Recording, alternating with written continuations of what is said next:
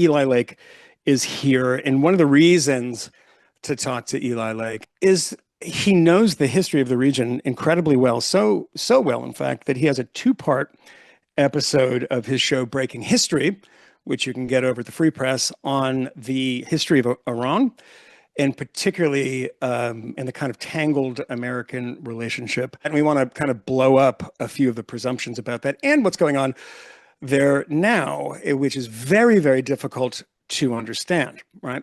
And why is it difficult to understand? Because the politics and the internal politics of Iran are complicated. Yes, in some ways that's true, but also in a very basic way. And the basic way is that totalitarian regimes don't like the free flow of information, and they've shut the internet off. And there is some Starlink activity, thanks to Elon Musk, who has a very mixed record on being good on this, particularly as it pertains to Ukraine. But you have to have a Starlink terminal to actually make that connection. It's not, as a lot of people think, you can open your phone and connect to Starlink. It's not as easy as that. So I have suggested today on another show that I do, The Fifth Column, which I know a lot of you listen to, and that will be going up tomorrow. But the first thing that I would love for the American military to do is to drop pallets of Starlinks over Tehran. I mean, they're dropping pallets of food and such things over Gaza, sometimes in failed ways and sometimes in better ways, but allowing the Iranian people to communicate. So we don't know what's happening in great detail. We do know that the death toll is extremely large. The regime itself, by the way, and keep this in mind, has acknowledged killing 2,000 people, 2,000 protesters who they, of course, call terrorists. Those numbers, when you talk to people who know, and actually people who are doing very good work on this, and it's thankless, difficult work to get a sense of how many people have been killed, is 12,000, 20,000.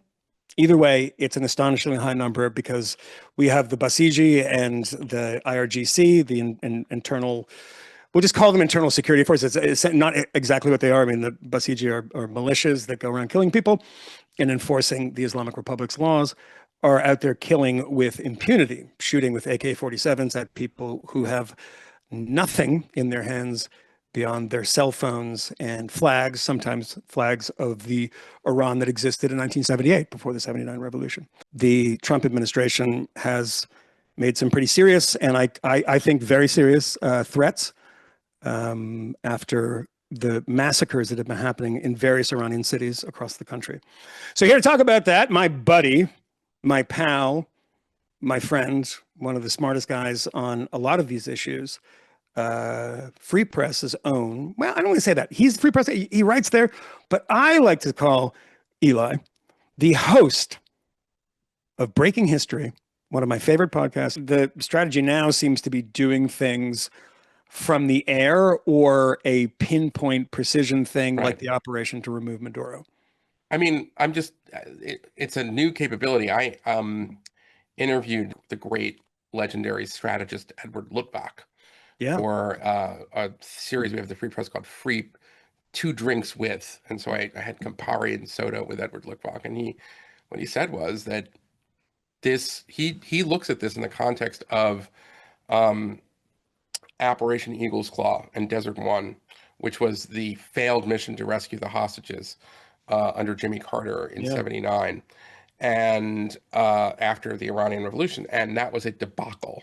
And it exposed that America lacked serious special operations capability that it demonstrated throughout its military history. But I mean, a helicopter that went down in the desert. It was horrible. Total disaster. Yeah. Disaster. That then prompted Luttbach is an old guy now, so he was one of the people who wrote that original the original special operations manual for Admiral Irish Flynn, who was that first kind of guy who was in charge of the task force to kind of build our special operations capability. And now we can see 79 to 2026. That's nearly 50 years. And look at where we are now. We have like an unbelievable, it's like space age magic capability. And that is something that has enormous strategic consequences, because the big deterrent that the great powers have, in countries like Israel, Pakistan, India, is nuclear deterrence. But the thing about nuclear deterrence is you're never going to use it unless you're attacked, with a nuclear weapon first, right? Mhm. One of the reasons, by the way, why we didn't want Iran to get a nuke is because that was the kind of regime that would threaten offensively, like to use their nukes in different, that opens up a whole other can of worms. This is a strategic capability that's not going to leave, a nuclear winter and like all of the problems of the massive destruction of dropping a nuclear weapon. This is a strategic capability that is very precise. We are just going to kidnap or kill your leader. Israel also sort of demonstrated this, if you think about it, in the 12-day war and in what they did to Hassan Nasrallah and the leadership of the Houthis and various Hamas people. That ability to track, to fix, find, and finish a head of state like that, a head of a rogue state, I should say, and I don't actually want to call Maduro a head of state because he was not legitimate. He's in violation of the Venezuelan constitution. He was not a legitimate leader of that country. But that is a brand new kind of strategic situation we're in. So what we're dealing with in Iran, and I want you to fill in Yeah. some details here about what's happening right now, is we don't have numbers that are accurate. It's impossible because it's a totalitarian, theocratic dictatorship that has shut off the internet, right? So we Yeah. don't really know what's happening. As I said at the top of the show, the Iranians themselves have admitted to killing 2,000 people. Right. We think that number is much, much higher. Obviously, it's they're admitting to something that you can triple it, quadruple it, times it by 10. And now we see figures 12,000, 20,000 people out in the streets this evening, which is past now in Iran, and videos coming out of people being shot in the back, etc. This is a regime, as you well know, that is perfectly happy gunning people down in the streets. That's not really what happened. Not to this extent. This is the most we've seen, even Yes. the numbers that we think are a bit vague. Right. Because we've had a number of these street demonstrations. I mean, 2009, they disappeared people. they disappeared people. By the way, they started doing that in 99. Everybody dates it to 2009. The real beginning is 99. That's when you have the failed presidency of Khatami, the first so-called reformer. Yeah. And that is when you see Tehran University, other universities in an uprising. This is when they were trying to shut down various newspapers. And there was an explosive story about how the security services at the time, the MOIS, was behind what are known as the chain murders, which was killing a number of intellectuals and kind of other people affiliated with the reform camp. It was remarkable that this was published, that story, but and it caused, just among the students, it was not enough to sort of shake to the foundations the regime, but it was telling because that was the beginning of, I think, the first spark. And now we're seeing every couple of years, it starts with something in the streets that starts being like, oh, it's about the hijab. Oh, it's about the collapse of the rial. But it always ends with death to the dictator. Yeah. They hate this regime. There is a plan. People act like as if there has been a plan for 20 years, which is a national referendum on whether or not Iran should have a supreme leader, a guardian council, and all of these extra sort of political bodies that have suffocated Iran's democratic tradition. Because even though it is an Islamic republic, they basically are like a revolutionary regime, there is still an Iranian Majlis, which dates back to 1905. And that's the parliament. Yeah. That's the parliament, right? Even though it's neutered, it's toothless, and it was toothless. I should say under a lot of the times under the Shah. Different periods, it was more meaningful. But that's what the Iranian people have been saying now for, I'd say, 20 years. They want a referendum. They want to. Goes back to Akbar Gandhi, who wrote these very brave letters when he was in Evin prison, where he would literally write an open letter to Khamenei himself saying, if you're so confident in the wisdom of your jurisprudence, then run for an election. And, he's since been exiled. So you have these uprisings again, you say every couple of years. And I guess the question is that a lot of people want answered who don't really know the history of Iran and the history of these types of uprisings, even outside of Iran, that they are very hard to translate into democratic reforms when you have a regime that is willing to kill tens of thousands of people, and they don't really care. How did, like, if you look at, this seems to be, as you point out, the highest number that we've seen in any of these uprisings. You point out 2009, it was what, 2022, 2019. I mean, you have these big uprisings, people are getting killed, arrested. We have a kid that was supposed to be hanged today. And I don't know if that happened, but Donald Trump responded quite harshly when Tony DeCouple asked him, what about this hanging? And he said, "This is the first time I'm hearing of it, and they're not going to do that, and it would be a very bad thing if they did." Well, a couple things about this. What do you think that the chances that this very, very well established dictatorship from 1979 to today is going to be dislodged from the street protests of unarmed people against armed psychopaths? Well, I don't know that that's the right way to look at it, like it's all in a moment. As a way of, I mean, I'm not saying it's the exact same. There are a lot of differences, of course. The night that the revolution that unseated Shah Reza Pahlavi, the father of Reza Pahlavi now, who is, kind of having a little bit of a moment. Yeah. That took like a full year. It starts on New Year's, like the day, January 2nd, 1978. Yeah. And the thing that kicks it off is like a toast from Jimmy Carter that was televised stupidly, which was like, in this lavish, you have to understand the ornate style of what was called the Peacock Dynasty, like the Persepolis party. Yeah, that was bad which is idea. in my two-parter Yeah. on Iran. I kind of get into that. But Orson Welles made a film about it, by the way, which he amazing. I know. Orson Welles is the narrator. The narrator, and apparently the Shah saw it and said, "Where are all the Iranians?" Yeah, no. I mean, no. The Shah. I mean, that's the interesting thing. He has the party. He didn't invite any of his own people to it. Yeah, that's right. And he was like, Right. "What? Did I not do that?" Yeah. But yeah, so this is 79. So it's 78 is when it starts. So it's a year of this, and so because the toast is like to the wise Shah who's been so good to his people or something like that, and people are just like, "Fuck you." Yeah. And the problem was he didn't. I mean, listen, this is gonna sound blunt, but in retrospect, I'm right. In 1963, 64, I want to make sure I get the exact date. That's when Ayatollah Ruhollah Khomeini is exiled, first to Turkey and then to Najaf, Iraq. He's arrested and then... He's arrested at first. Yeah. He is spared. The irony is that the head of the Savak decides that he's going to treat him with dignity and wants to meets with him for lunch and has all these meetings with him, trying to understand who he is. He lets him out and he goes back to his old tricks, criticizing the Shah is too much. And then he gets exiled.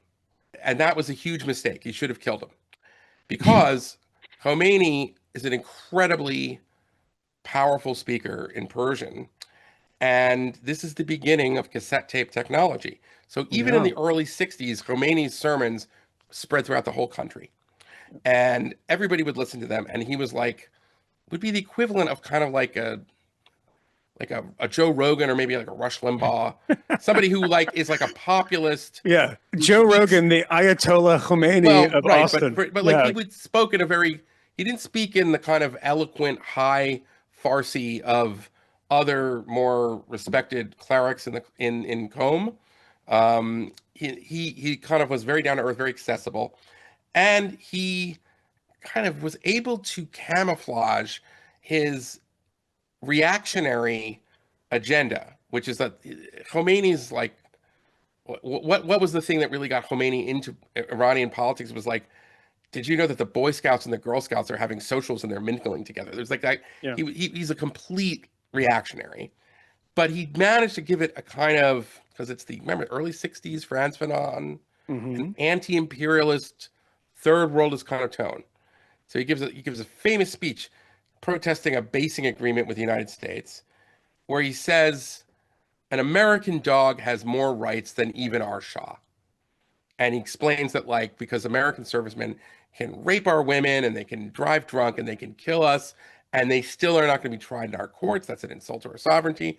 And you have to think a lot of Iranians are listening to this. And even though if you look at the entire record of Shah Reza Pahlavi, he managed to accomplish enormous reforms in modernizing his country, which was really a backwater, at the end of World War II.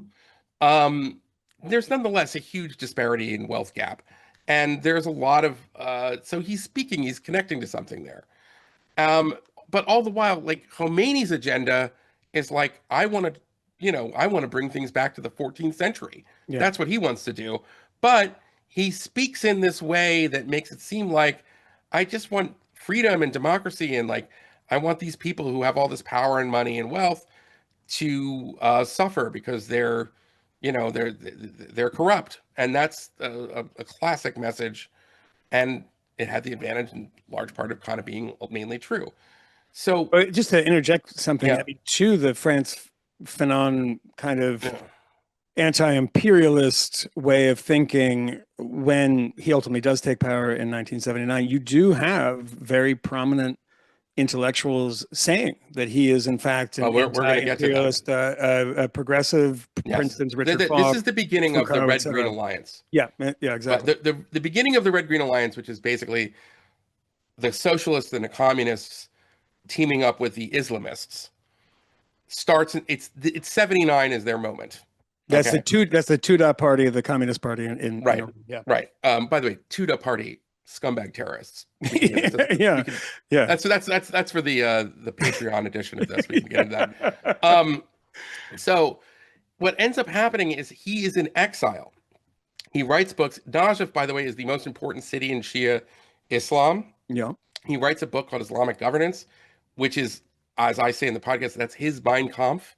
That's like him saying exactly what he's going to do.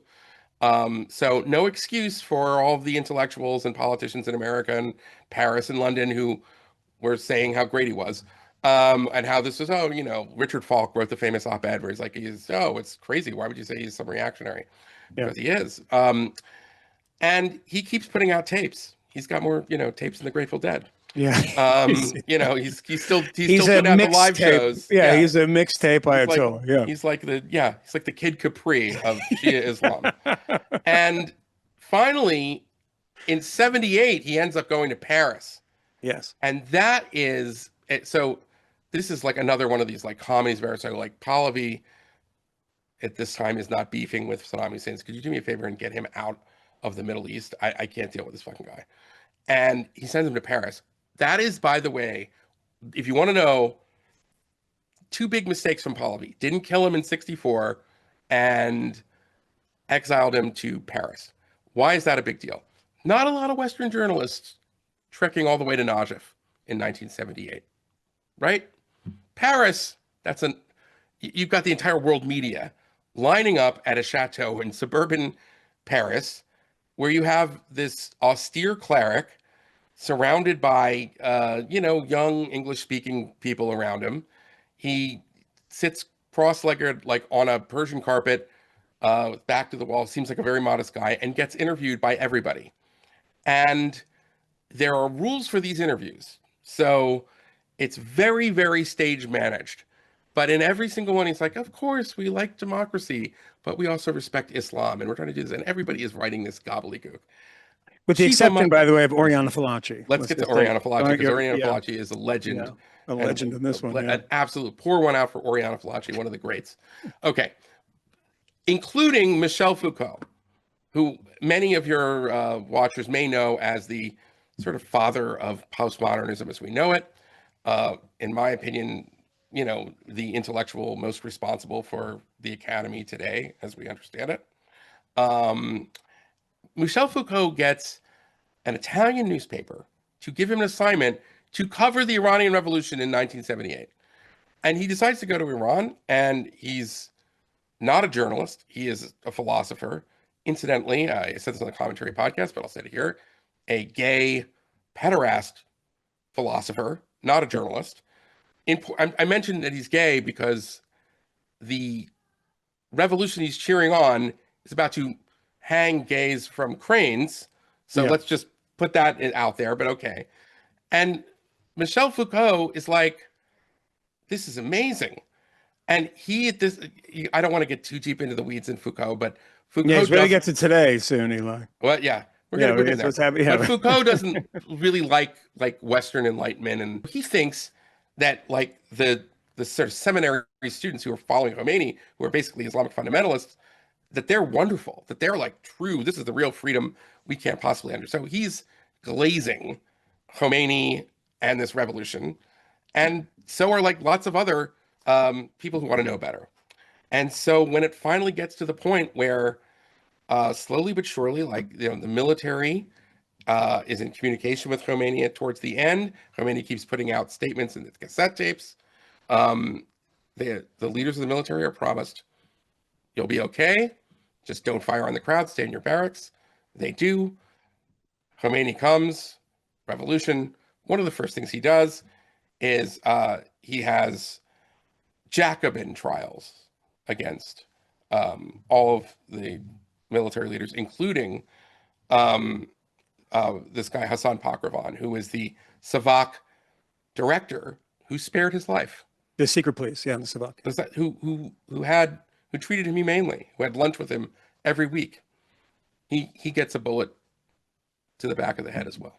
Mm. So that's who Khomeini is, and then we know the rest. Yeah. He bans women from voting.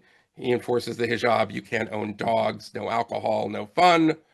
There is no democracy. It was all a con. I wrote the AI song called "You Stole the Revolution," which is what he did. And so that's where it starts, is the unfulfilled promise of 78, where you had liberals, socialists, communists, all kinds of people who wanted more democracy and were tired of living under a corrupt Shah. And Khomeini spoils it and proceeds to drive his country into a ditch and horribly oppress his own people. Yeah, including the disastrous Iran-Iraq War, the number of people that Go through the died. list. It's just the Yeah, there's a worst. lot. But Yeah. I want you to go through a very, very brief recitation, if you Yeah. can, of America's victims here. I mean, we have Lebanon in '83, the barracks Yeah. bombing, started the revolution, as people saw in the inaccurate Ben Affleck movie, which has a very weird take on the Shah himself. But the student so-called student uprising that takes over the embassy, and the number of deaths in Iraq that were directly attributable to Iran is like 1,800, 1,600 something. The Iranians developed what are known as the explosive. The IEDs, right? Yeah, well, the IEDs are the improvised explosive devices, but these are specifically projectile bombs that are even nastier. They're sort of more advanced. They developed those. They maimed and killed our forces in Iraq and Afghanistan. Iran has supported a variety of terrorist groups throughout the region, most notably Hezbollah, Hamas, of course, the Houthis that were shutting down international shipping, were trained, armed, funded by Iran. You're starting to see the alleged anti-imperial left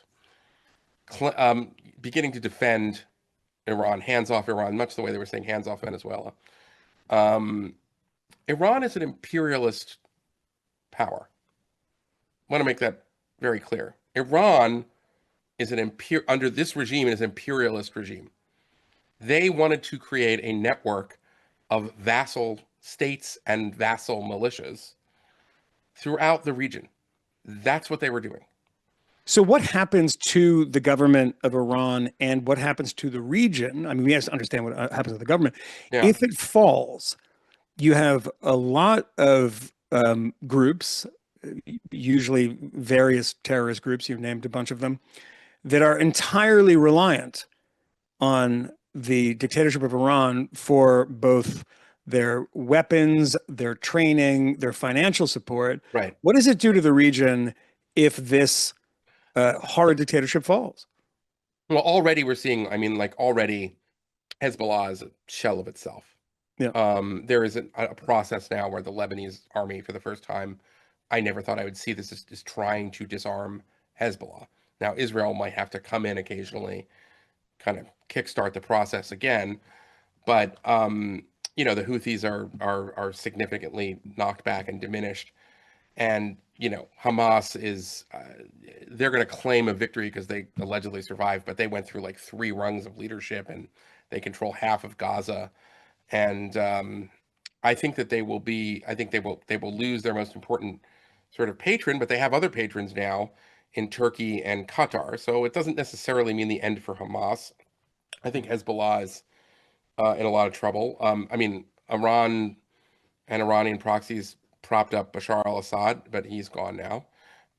So they've already kind of seen their imperial dreams snuffed out by the cunning and might of Israel's defense forces and Mossad. But I think, taking out the regime is going to be a further blow to those networks, to sort of what you asked about, but it also is an ideological blow because this is the most successful Islamist regime, even though it's Shia, it's not Sunni, but the Khomeini borrows a number of kind of concepts from Hassan Albana, and people like Said Qutb, who are the Sunni version of we want to use Islam and the Quran as the primary way to sort of organize and govern our societies. Now, I believe that Islamism is already discredited. Look at what a basket case Iran is, but this is kind of further evidence of that. And it is very powerful to have a government that will replace, that is not an Islamist government, that will return, that will want to return Iran to, its rightful place in the community of nations.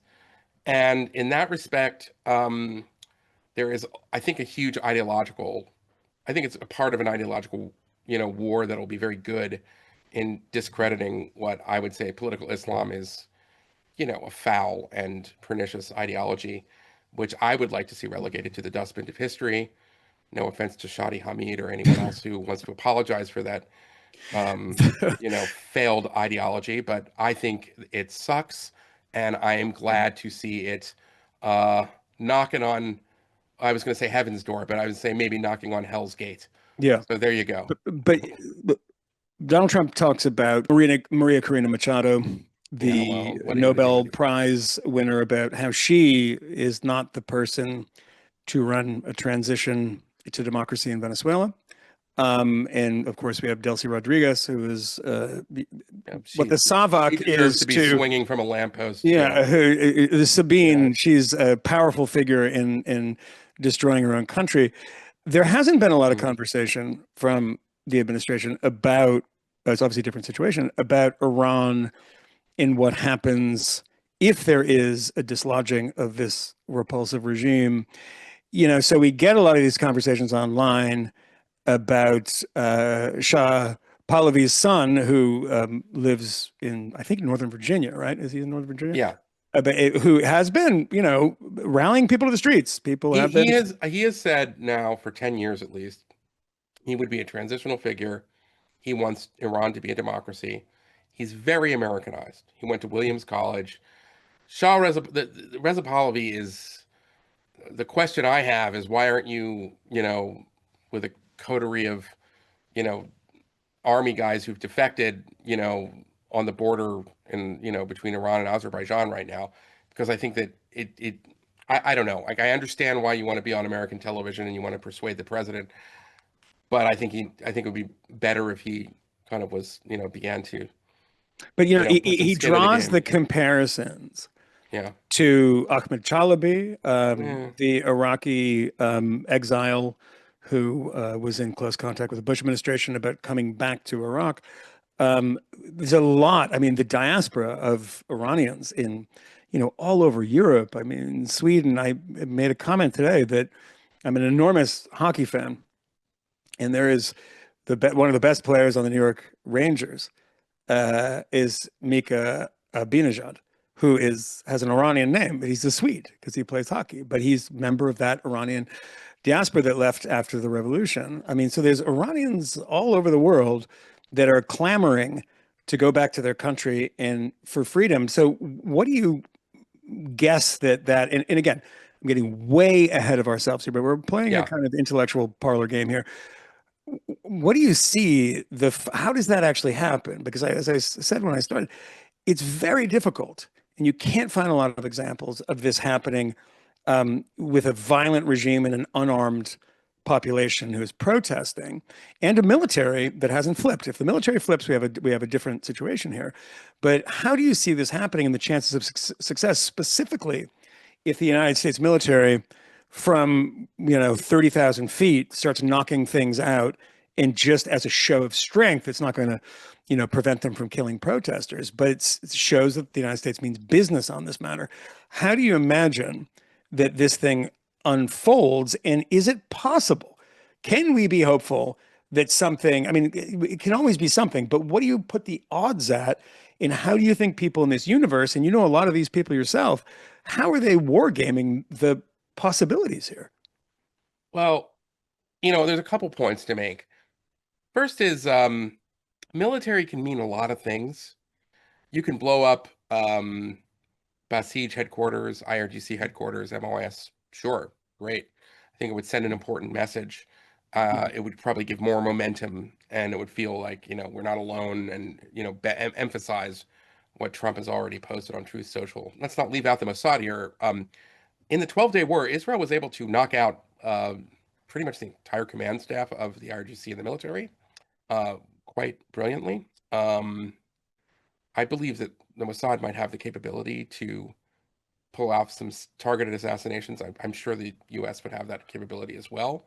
So you could begin to see leaders of the regime itself, if not Khamenei himself, become targets.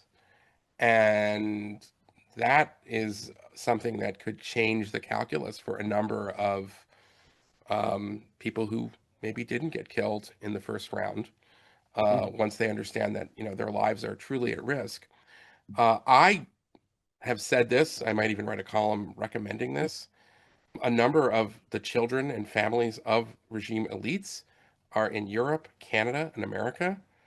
I believe that we should begin to use them as leverage if they are not U.S. citizens, which then presents a constitutional problem.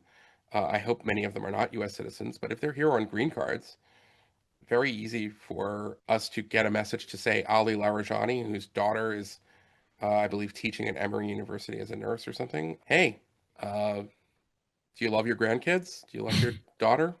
Well, maybe you'd like to reunite with them as your country is, going through all of this chaos. And by the way, I would imagine most of your countrymen probably wouldn't like her very much.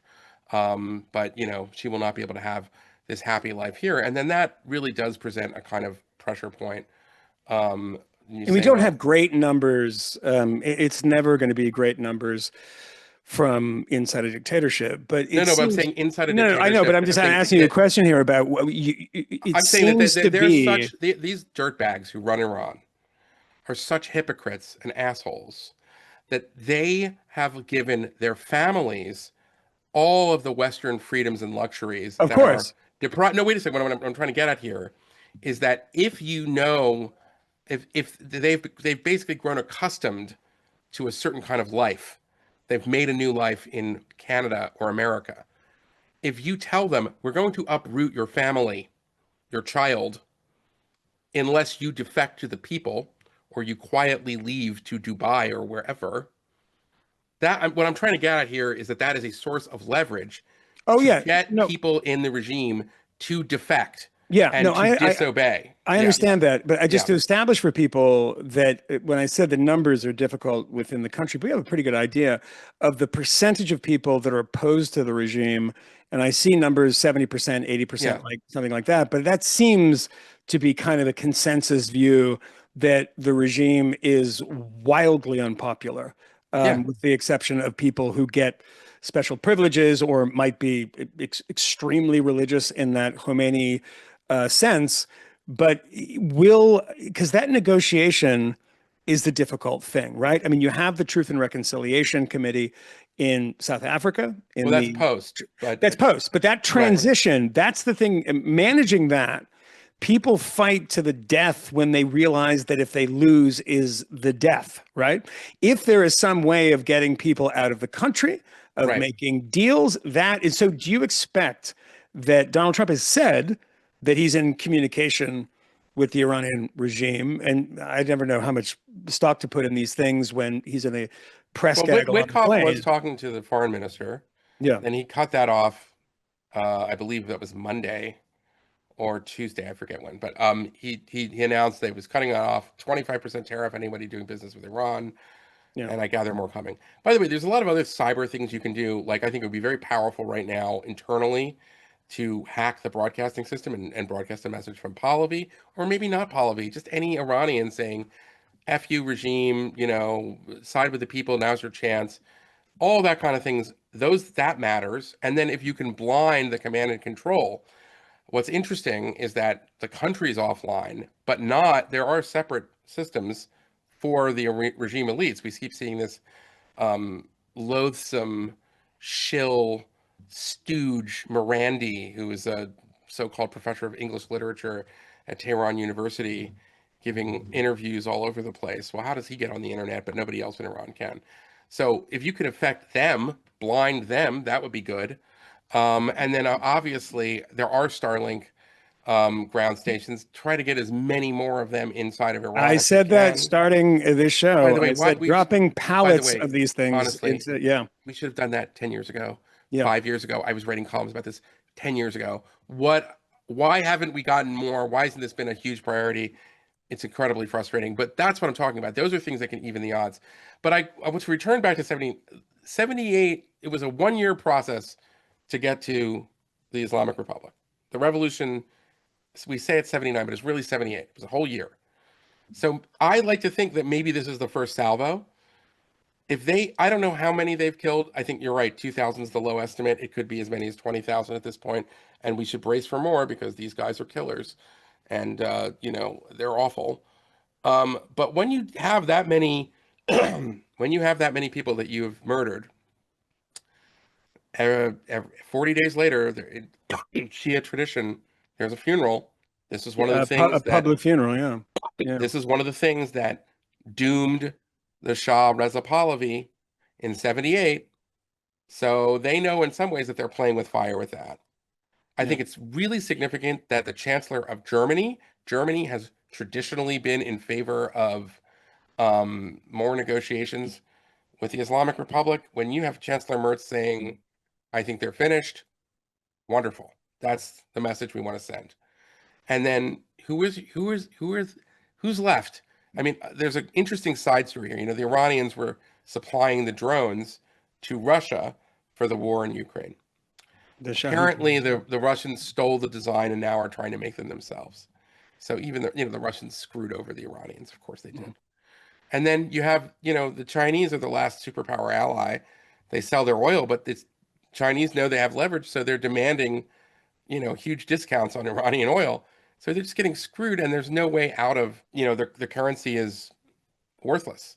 Yeah. Well, we're up against time here, but I want to ask you one final question. Sure. And I think this is an important one, and it kind of gets through when people are watching videos on TikTok, on Instagram, on Twitter, just on the internet in general, of the kind of westernized nature of a closed society like Iran. I mean, it's always been said from Iranians who I've talked to, and just, very, very commonly said that if you want to go to a country in the Middle East that loves America, go to Iran. I've been to Iran, and by the way, that was my experience. Yeah, a pro-American country, because a very young country, and you see videos. By the way, I bet it's the most pro-Israel country too.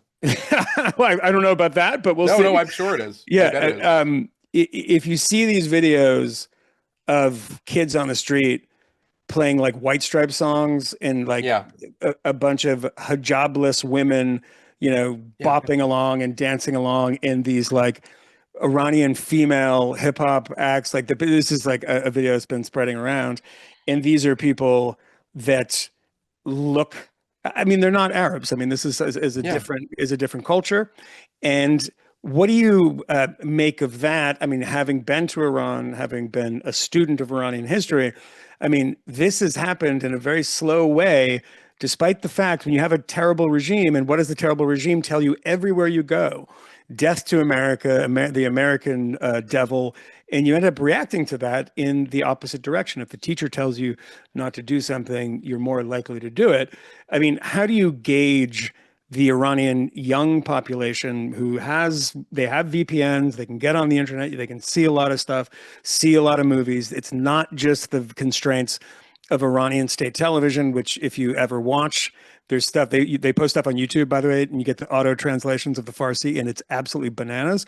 Like, so how do you look at that of the young people in Iran and how they look at the West, not even just America, but Western Europe?